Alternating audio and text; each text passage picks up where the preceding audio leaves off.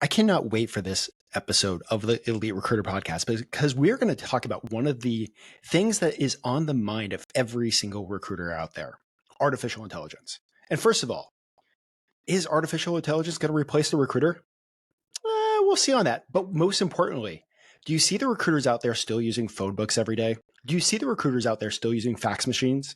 No, because recruiters take advantage of the technology.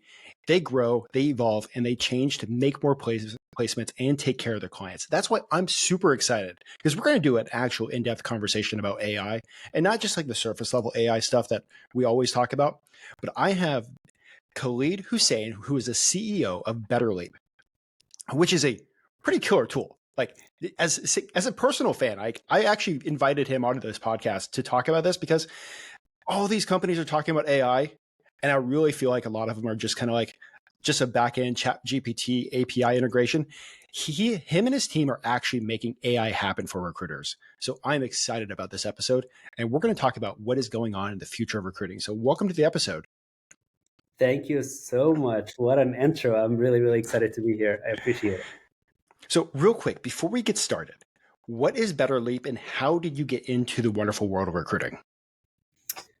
Right. So I woke up one day dreaming to be a recruiter. No. But The one and only. exactly. I'm that person. No. You know how everybody kind of look at Steve Jobs and Elon Musk's of the world and all of kind of the very, very, very successful entrepreneurs. One of the first things they talk about is the key to success was having the right team. So I was in that shoes, kind of building my first company. My first company was a company called Tilt. And later I was very fortunate to sell this company to Airbnb. So kind of, very, very lucky with my career as an entrepreneur. I later built another company called Red Door, which got sold to Open Door. And so I was that person that is my number one thing to do is build the right team. And if you have the right team, magic happens. And so naturally, I was thinking through, who's going to be my first 5 people? Who's going to be my first 10 people? Who's going to be my first recruiter that I'm going to bring that's going to bring the next 10, 20, 30, 50 employees into the company? And so in many ways, I've been kind of on the other end of it where I need to build a team. I need to find the right people. I need to figure out how to build the right team. What is the right tools out there? What's the cost and expenses related to all that? And I was the one paying for it. And so at some point after Red Door, I ended up, again, very fortunate. So I invested in a number of different startups, joined a number of different boards. And all of the investments I was in, all the founders really wanted to grow their teams. And I was just kind of recommending some recruiters to them and some tools. And then I realized I really want to try to do something for the founders. It's just kind of the career that I took. And I want to try to address that very point to them is how do we build a really good team?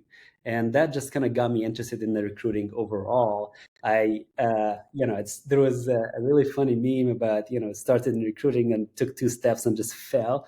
That's exactly what happened with me. I entered, then immediately I realized, oh my God, this is so not what I expected. And then, I'm sure we'll talk about it, but, the company has evolved a lot. Typical startup fashion. We started with one product and we pivoted about 17,000 times. And then eventually we got to really an interesting insight. And that was almost like 3 years in that, we got to learn a lot and expand our network and work with a lot of different customers. And then our customers really are the ones that kind of took us in that direction to what Betterleap is today. And which it is kind of AI-powered sourcing platform. And when it comes to like the platform, it's like there are a lot of sourcing platforms out there. I get hit up by them constantly. You guys seem to have like really taken it up. Like I don't want to say like maybe like 5x or 10x, where it's one-click sourcing, like personalized emails, and also with those personalized emails like follow-ups and candidate details. And are you still like unlimited contacts too? Mm-hmm. Okay, Yeah. pause. Why are you guys not talking about unlimited contacts more? Because that's a huge selling tool for us recruiters. Like, We need to talk more about it. I remember the first time you and I talked and you saw this and you're like, I think you guys are not talking about this. And I'm like, yeah, you're right. And we still haven't, but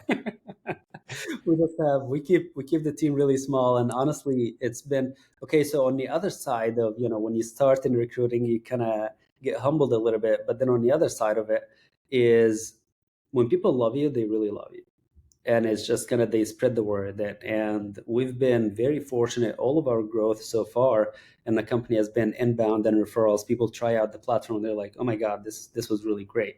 And I'm not saying this because kind of founder Betterleap, but it's truly just it makes us think, even ourselves, we are building this, and makes us realize, wow, we thought what we're building is valuable, but it's actually way more valuable than we even thought, to these recruiters, independent or in house.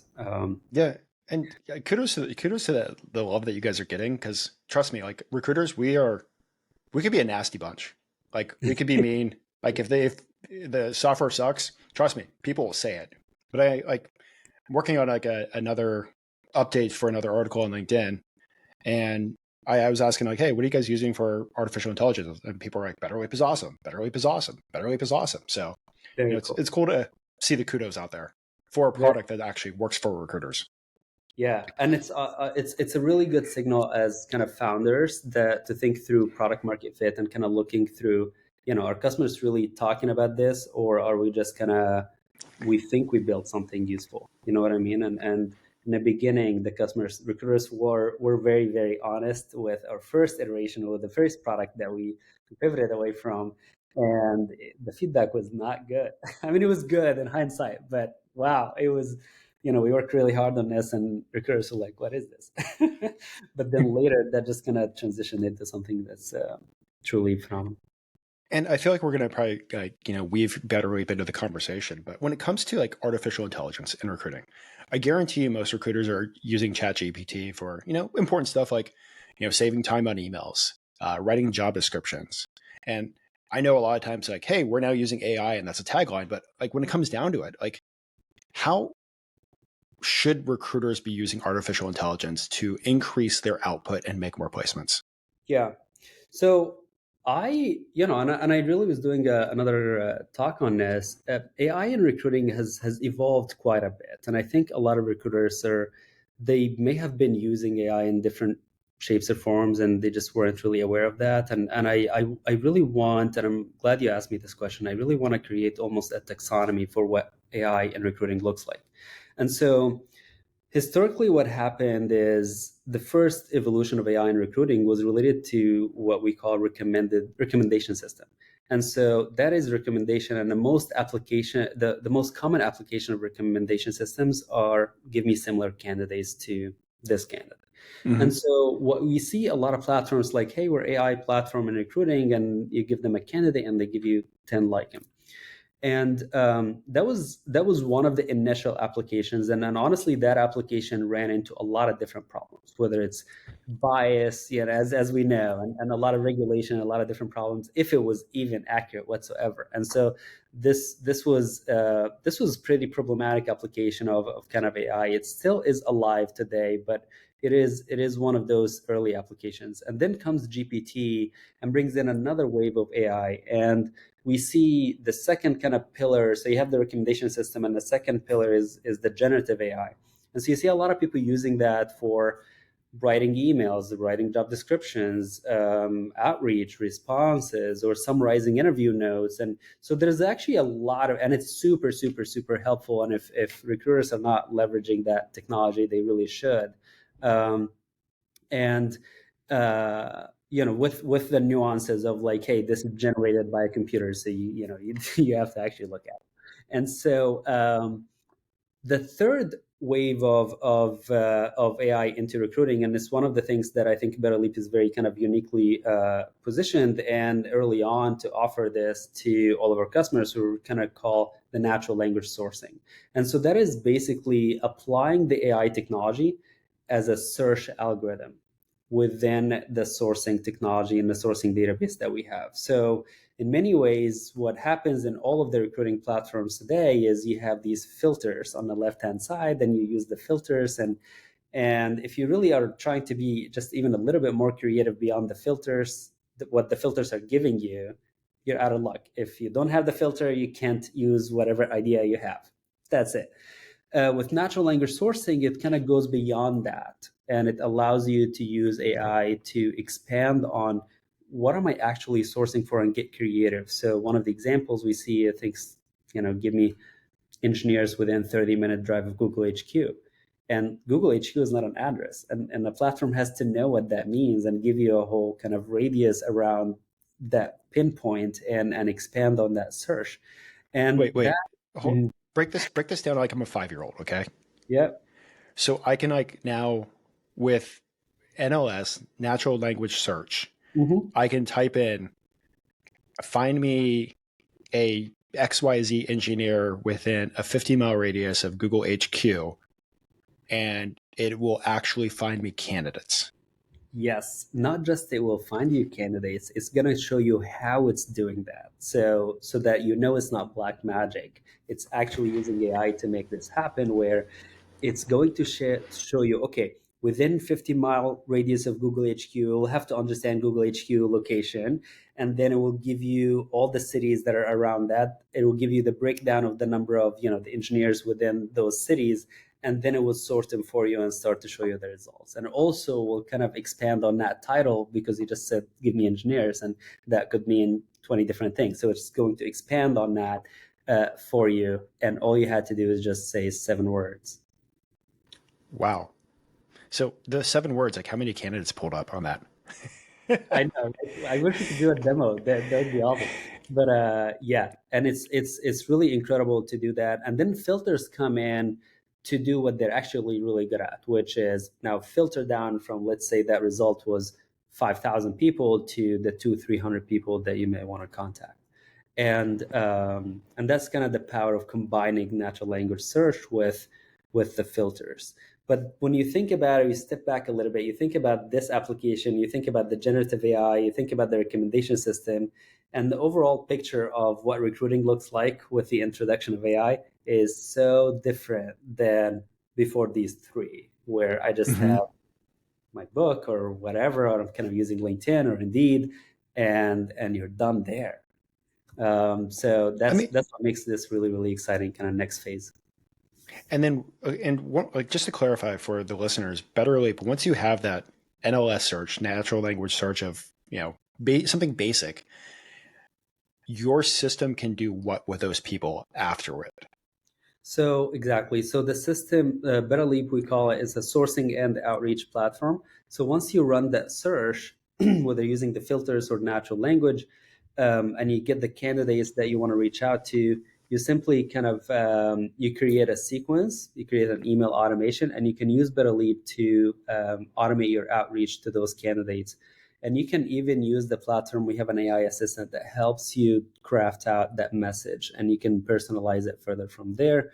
It will also help you craft out any of the sort of administrative day-to-day things, whether that is the JD or attachments that you want to send out to the candidate through the sequence. So it's intended to be that combination between let me find the candidates and reach out to them. That's incredible. And so I feel like very few recruiting companies are kind of like on that edge of that third pillar of AI. I hate to say this is going to sound like probably a weird question, but why did you guys make that focus on that jump compared to just being good at where you guys were at? We so the way we view ourselves is we are building innovation in the recruiting industry by bringing in AI to the forefront of what it can do for recruiters. And so all 3 pillars that I mentioned of AI are actually parts of the Betterleap platform. So we do have a modified kind of our own view of what a recommendation system would look like. We do have our AI assistant that will help you with everything GPT, generative AI related, as well as now we're introducing the natural language search that allows you to search this entire database of candidates using just simply natural language or job description. Um, and a whole bunch of other things in that kind of search bar. Think of it, we call it, the Google of recruiting. And so, and it's quite literally, when you log in, it's just a search bar, just like Google.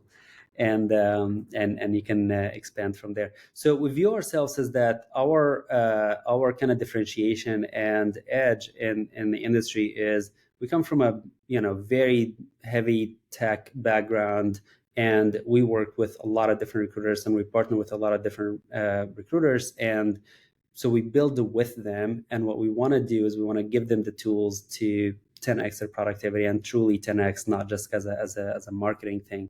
And we do try to measure that, whether that is cost savings for the recruiting kind of function, or improvement on efficiency and performance in terms of how many people you were able to find. And my favorite is when recruiters come in and say, I was able to find candidates I couldn't find anywhere else. And a lot of that is not just that our database is bigger and more comprehensive, but a lot of it is just the search technology itself.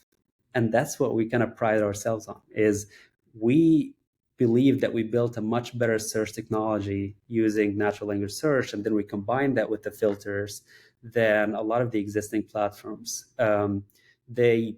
They may not have the data, but even if they have the data as a competitor platform, the search algorithm may just not show you the candidate that you wanted to see.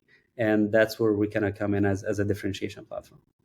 That's awesome. Well, okay, so you guys have knocked out the third pillar. What is the future of AI in recruiting? Like, where's it going? I really like this question, because as a repeat founder, I always think about, okay, where does this go? What's 10 years from now going to look like? And it's actually really difficult. It's one of the hardest things to think about, what is 10 years going to look like, especially when you're talking about AI, because it is growing at an exponential rate. And human So, beings, yeah. is AI gonna replace recruiters? I know that's a conversation you see kind of everywhere, and like I have my thoughts on it, but I want to hear your thoughts since you're actually a little more the AI expert. Yeah, no. So I personally, I really don't believe it will replace recruiters, and I can give you kind of why I believe so. And it's not just the, hey, we always need recruiters. It's there's a lot more to it. So if we kind of go back in history, kind of beginning of recruiters, 1940s, and my co-founder actually had a post about kind of that history, if people are curious about it. But early on, kind of the explosion of recruiting as an industry, and kind of structured industry, the recruiters back then, they had this recruiting book. And the process used to be where a recruiter goes to find, let's say, a hiring manager or an engineering manager at Dell, and they would take that out to lunch. And then they would say, well, listen, tell me the names of everybody that works on your team, and what are their titles, and what are their skills. And so they build out this recruiting book. They were kind of building LinkedIn without thinking about it. But they have this book. And so when you engage with a recruiter, they would open up the book and would say, like, yeah, I got everybody at Dell, I got everybody at Intel, like, I got you. And then they kind of build their business from there. Then comes the professional networks, comes the LinkedIn's and the Indeeds and all that. And at the time, everybody said, oh, this is the end of recruiters. We don't need the guy with the book anymore. I can just go there and find candidates. And we obviously all laugh at that right now. It's just that we have more recruiters now than ever with the introduction of LinkedIn and Indeed. So what seemed as kind of a disruptive technology that came in to replace that recruiter, what ended up happening is it made the recruiter more productive and efficient, and made the industry bigger overall, which made, bring in more recruiters and more kind of the function. It really just kind of grew, which did the complete opposite to that initial fear that people had. And I think we're entering a very similar wave today with AI, where AI comes in and is starting to do a lot of things that the recruiters used to do. It's like, I'm taking a lot of time crafting this, incredible job description, and I can just ask GPT and it would generate it in 2 minutes for me. And or I'm writing this message, or I'm doing, candidate recommendations or whatnot. And so a lot of times people are thinking, oh, here it comes again, we're going to replace recruiters. But the truth is, I think we're going to see the exact same result, where AI is going to make recruiters even more efficient, more productive, more effective, and the industry will only grow more from there. And people that, recruiters that stuck to their book and they didn't use the professional networks, yeah, they messed out and they were affected. I think we're going to see the same thing. Recruiters that are using outdated tools, or they're not jumping on a wagon with the AI technology, or kind of not being forefront with AI technology, they're going to miss out as the industry kind of moves forward. But I'm very, very optimistic about kind of the impact of that technology on industry. If anything, I truly believe it will only make the industry bigger. And we're already kind of seeing signs of that. I know on some sectors we're seeing some layoffs. The other sectors are actually growing like crazy, and they're hiring these recruiters. So depends on kind of who do you follow on LinkedIn. You might have a very different view on what's happening with the recruiting industry. Yeah, I mean, the whole algorithm impact on your worldview is a whole other conversation for another day. Absolutely. But yeah, and I love that you actually like highlighted the history of the recruiter. That was actually kind of fun. And I always joke around, like, at least me personally, if we hit a point where AI actually gets rid of the recruiting function, at that point in time, it's probably gotten rid of every other job function too. we have other problems to deal with. If we get to that problem, we have much bigger problems to deal with. So yeah, every time somebody says like the AI is going to replace a recruiter, I'm like, when it does, there'll be bigger issues. Exactly. And then the same people said like AI will replace salespeople, AI will replace, business development, AI will replace. And I think, I think as human beings, we kind of we're a little bit we have a little bit of aversion to change. And so when we see something like that, the immediate kind of knee-jerk reaction is, oh my God, this will change a lot of things and it's gonna be bad. But then we wait a little bit and realize actually this was a lot better, and the world is a lot better, and we increase productivity and happiness. If you look at kind of the evolution of human beings and our productivity from early 90s to today, introduction of the internet, introduction of a lot of different technologies, and now we're getting to the world of self-driving cars and space innovation, and we've never been more productive, we've never been more effective, we've never, and so forth. And it's kind of, you look at the world, we actually did evolve, and you can kind of see this in many ways, but in many, from my perspective, we did evolve to a much better world in employing this technology in our day-to-day. I love that. So as recruiters are trying this new AI with, your tool, other tools, what are some of the mistakes that they're making that's keeping them from winning? I think if you are, it's kind of buying a Ferrari to go to the grocery store, and you're like, oh, wait a second, no, you don't need the Ferrari to go to the grocery store.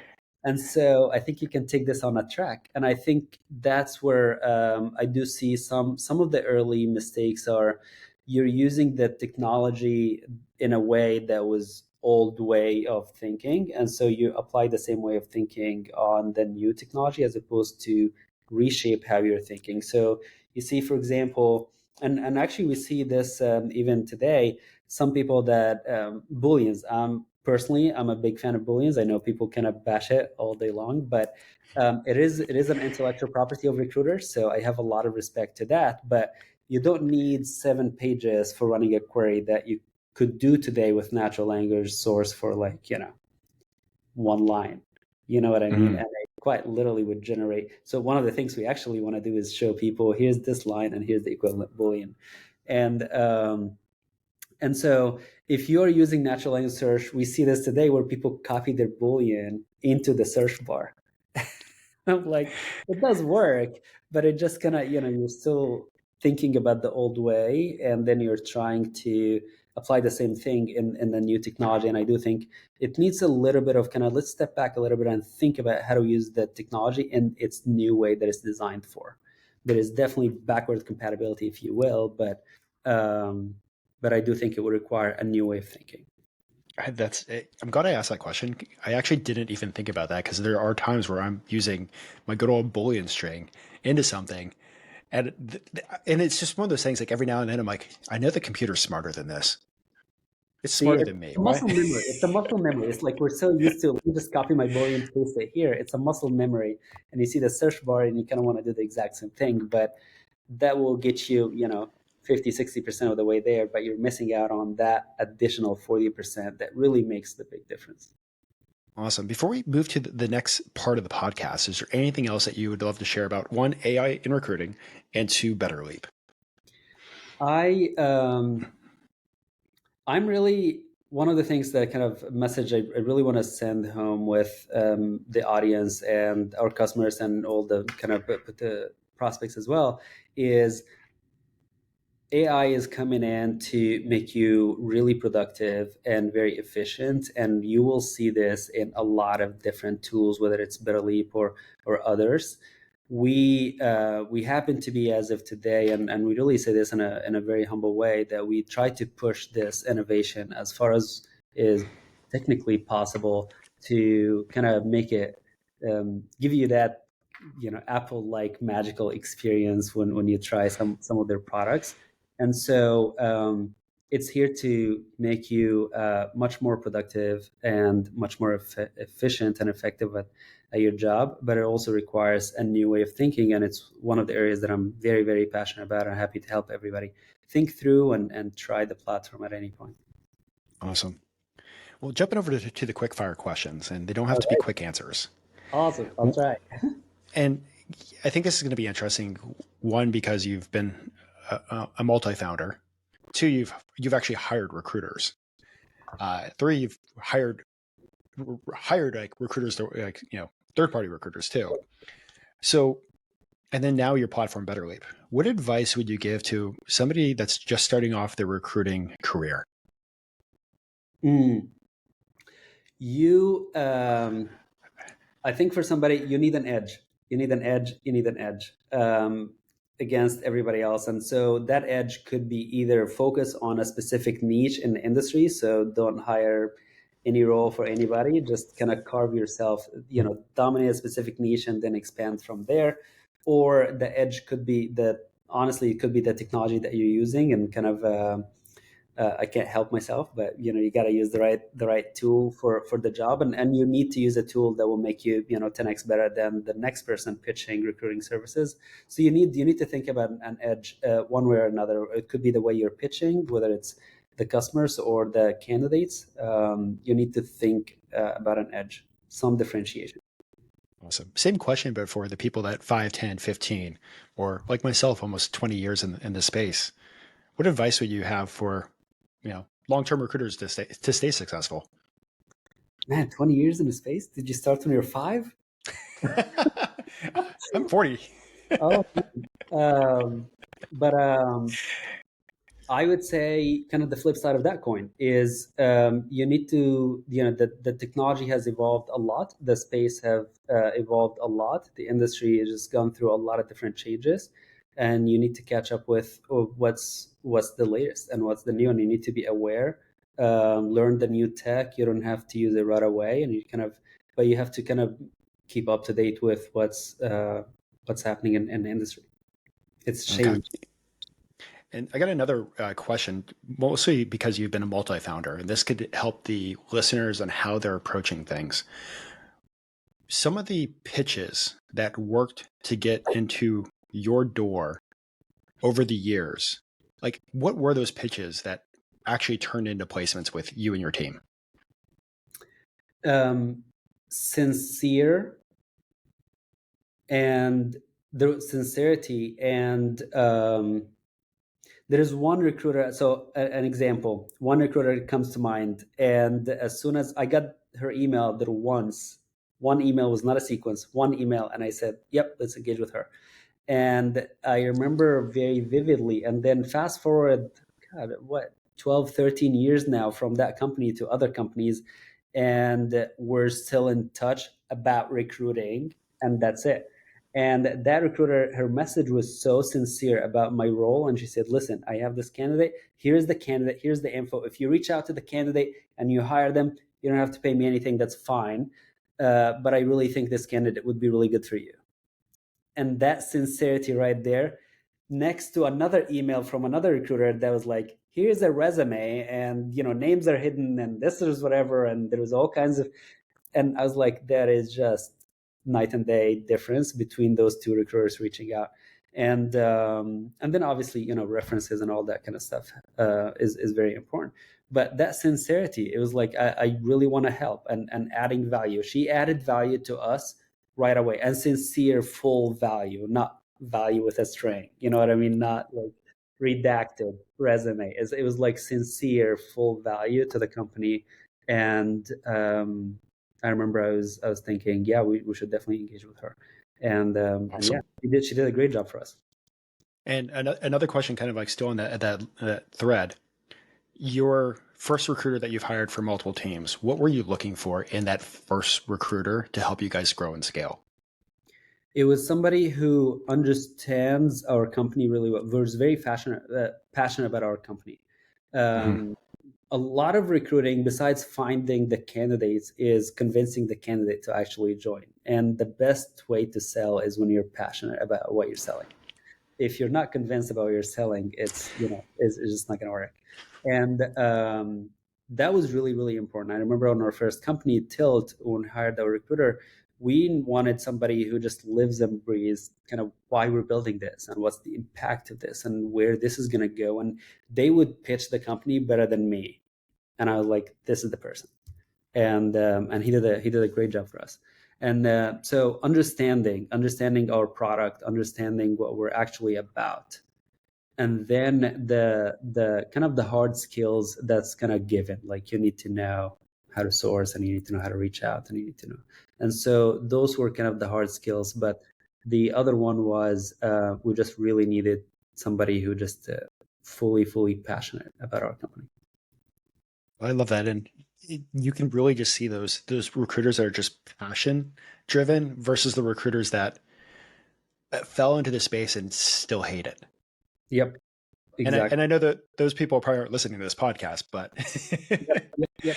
And they do get the job done, Mhm. but it's different, and it was a different scale. And I think my first recruiter, that's how I thought about it. If we got to a point where I'm hiring my recruiters number 78, maybe the story would have been different then. But and those, if you're joining a startup and you're early on and start kind of hitting this hyper growth phase, it needs to be in your DNA, that startup. Mm. And I see that with like the top billers and even some of the top internal TA professionals. It's just the passion just bleeds through in the conversations. Awesome. Has there been a book that's had a huge impact on your own personal career? Oh, two. As an entrepreneur, I always will not answer your question directly, but I'm going to give it two instead of one. But truly, these are very, very some of the best books I've read. The Compound Effect, and the kind of I strongly recommend reading the book because of the stories in the book and kind of what the message is about. And it just shows you that you don't need, we always think about this major changes of our lives where I'm going to go from all this direction to this direction. You really don't need to. It's just a tiny little change, you're just going to keep doing every day. And it has a compound effect significantly on the long run. Bill Gates has a really good quote where we always overestimate what we could do in a short period of time and underestimate what we could do in a long period of time. And so we always think we can make this big change, and the compound effect is about don't. Just think about the small change that you could do, that you kind of maintain doing for a long time, and that will have a much bigger kind of impact on your life. And then the second book I also recommend for a lot of kind of founders and agency owners and whatnot is the Predictably Irrational book. And it's about behavioral economics in a way, and an understanding humans' behaviors, that we don't make decisions in a rational way. And so a lot of the questions that you asked is, like, hey, how would that recruiter convince you to join? And if you were to just say, here's all the rational argument of why, you should hire me to be your recruiter, we don't make decisions that way. And human beings, we react in a very irrational way. And now you have to understand in what directional that irrationality is going to be. But we are, the one thing you can bank on is we are predictably irrational. And Mm, that's literally the name of the book. And I love that book. mm. That's awesome. Now you've exited multiple companies. You've actually, worked because you got acquired at some incredible companies. You've been around some incredible teams, whether you've invested in or all that stuff. For you personally, what do you think has been a huge driver of your own personal success? Hmm. Probably my dad, honestly. And this is kind of maybe a personal thing. I grew up in an environment where my grandfather was an entrepreneur and my father was an entrepreneur. They were a lot of it kind of manufacturing type businesses. I went into the tech route, but I remember, I grew up in our house where one of the questions my dad always asked me is, and actually that became one of the things we do, and I still do this with some of my founder friends, is if you were to start over again, you only have what you have on you today, what would you do? And it just kind of implanted that entrepreneurial skill of, hey, if I were to start now, and looking always for opportunities and kind of ideas around us and all that. So I grew up thinking about this, and I was fortunate to have moved from Egypt. I'm originally from Egypt, moved from Egypt to the US. I went to school in Virginia Tech, and that just kind of opened a lot of other opportunities for me. And I'm very, very lucky. And part of that luck is born in a family that supported this entrepreneurship. I love that. And I'm going to ask this question twice. So you know a lot. You've gone through a lot of up and downs. Like you've hired a lot of people. If you got right now a chance to have a conversation with yourself straight out of college, first week, cup of coffee, what advice would you give yourself? Hiring starts now. Let me Why? elaborate. When I started building my first company, Tilt, I think a few months in, it was my co-founder and I was kind of building the product with him, and we needed to start hiring a couple engineers, and some of my really good friends at the time, they were just a text message away, and I texted them like, "Hey guys, building this thing, in or out?" They were like, "Nope, we love it, we're in," and that was it. It took me like less than a day to build our first engineering team. And that team stayed all the way to kind of the acquisition, and they were really great. That was only a result of I had worked with those people and we built the relationship, and we just knew we're going to continue building things together. Um, Recruiting starts now, and you end up, in college, heck, in high school. It, the people that you're surrounding yourself with are going to be people you have to choose who you're going to surround yourself with, and that in itself is recruiting skill. And then from there, if you're going to be a founder, you're going to be building something. If you're going to be an employee joining a company, those connections will really, really matter in kind of the future of your or the rest of your career.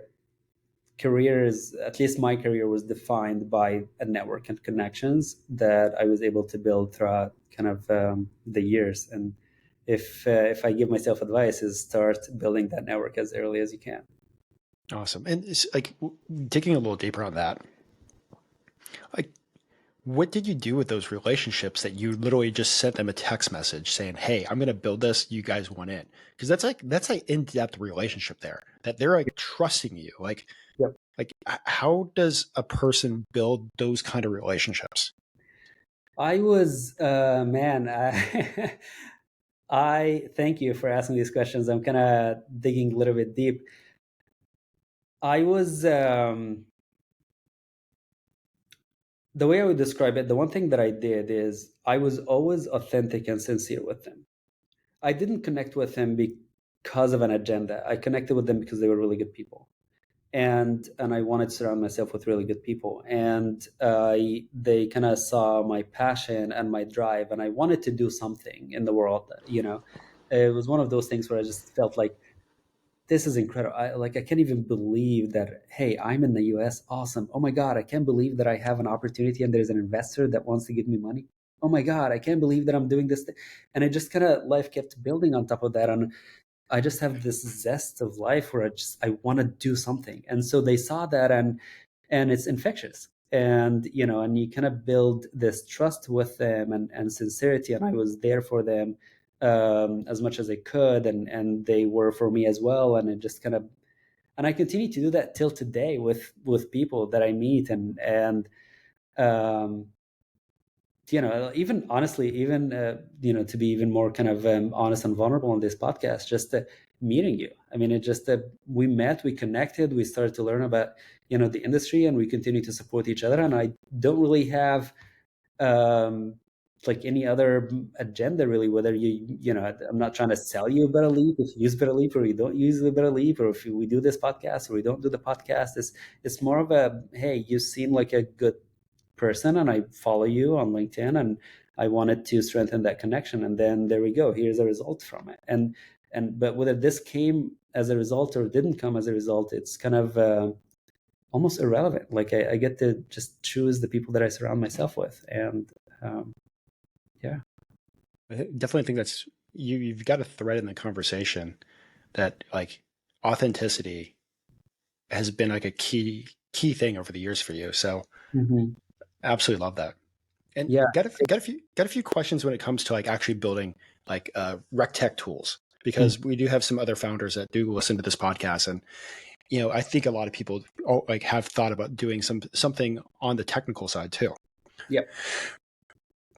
What was some of the biggest challenges or lessons learned that you wish that you never had to learn when it came to building a tech tool? In recruiting or in general? In general. In general, a lesson I learned is, so besides the fact you definitely need to hire the right team, that's going to give in, especially this, the context of this podcast is it really does make it or break it. But as a result of making it, iterating fast. So Sam Altman has this kind of quote where he says, try to build the fastest iterating startup in the world. And then that startup will probably do something good, because you take the learnings and then you go back and then you iterate on that and you adjust and you eventually build something that actually people want. And so the fastest iterating startup, and I actually had to learn that lesson multiple times, not just once, where you do the iteration and you kind of get some initial feedback, and then you kind of, it's almost the founder dilemma a little bit. It's like, but I believe it should be this way, and you kind of push it in this way, and the customer's like, yeah, no, I don't like that. But like, no, you should like it. This is really good. And and I took, for some of those iterations, I took longer than I should have, and I should have just iterated faster. And in retrospect, it all worked out. But that's definitely a lesson that's costly from your own time, costly from capital, costly from the morale of the team, costly from the customers. They start to lose trust in you because they're giving you feedback and you're not incorporating that feedback into the product. So it's a very costly lesson that if you can mitigate that cost, or at least reduce it as much as you can, that will have a much bigger impact, compounding effect on the company. I love that. And when it comes to like companies that are looking at investments and getting investments, what is that thing that investors are actively looking for to make that move on an organization? Yeah, I mean, there is, the some of again the hard things in that are big market, differentiated kind of offering, product, all of this kind of stuff. But let's say you check these boxes. What's more important is that they, again, remember, predictably irrational. They want to see somebody who, yes, this is a really big market, but there is like a founder market fit. There is, why are you building it, and why do you want to build it? Startup is a 10-year journey. And let that sink in for a second. A startup is a 10-year journey. And if you think about your life in 10-year buckets, there is, a few iterations you got. And so a startup is a 10-year journey, and in venture capital, when an investor is investing in a company, they want to make sure you're going to be committed for the next 10 years and you want to do this for the next 10 years. So many founders, they enter a business because it's a really hot and exciting opportunity, and then 2 years later the market shifts and they're like, yeah, I don't like that anymore, and then they shift to something else. And there's maybe merits in doing so, but then as a venture capital you might be thinking like, well, as a venture capital, am I investing in this sector because I believe the sector is going to be here 10 years from now, and I believe this is the right founder to win this sector, and they're building the right differentiated product.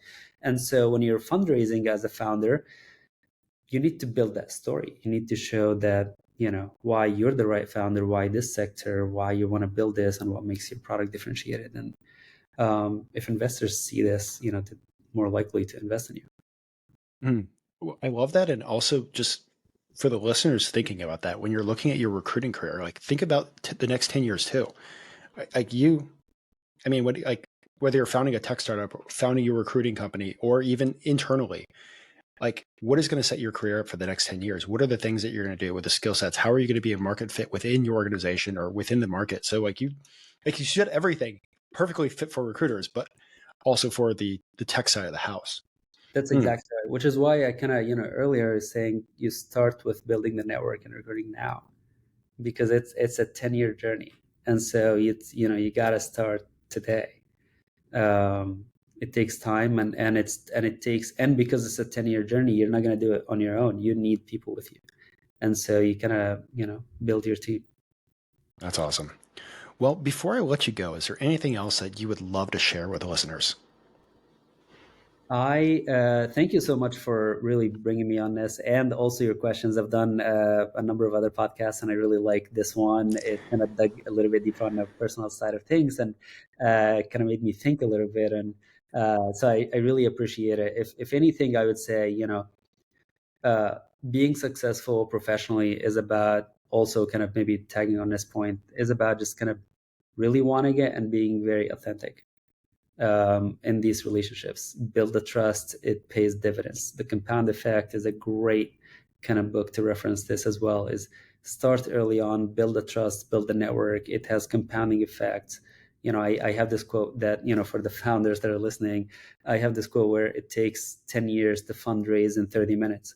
And it's very much kind of sums up the professional career of any professional, whether you're recruiter and you're starting, or you've been building your agency, or you're in-house, and fast forward all these connections that you've been building for the last 10-15 years, and they just open doors for you whenever you need them, and that matters. And so those connections are only going to be there for you because you're authentic and they trust you. And so be authentic. Love that. And for the listeners that would love to follow you, how can they do that? Yeah, so you can find me on LinkedIn, Khaled Hussein, and if you can kind of maybe share the link in the description, that would be great. And feel free to message me and follow me. And I would love to be a resource and add value and be helpful for all the listeners. Awesome. Well, I just want to say thank you for coming on the podcast. First of all, a few different things. Like we're getting AI thrown at our face constantly from every direction. So it was good to kind of give a breakdown on like how AI is working, what AI is working, and really the future of artificial intelligence when it comes to recruiting. Secondly, this is going to sound funny. I'm so excited about the second half of our conversation because so many of us, when we're sitting there looking at like whether we're starting on our own or landing within an agency or even like internal in a company, like there's the possibility that we're going to spend the next 10 years of our life on that focus, on that mission. So how are you going to do it? How are you going to do it? So, man, I just want to say thank you so much for coming on. And actually, like I said, I'm a fan of Betterleap. Definitely check them out. I'll have them in the show notes too.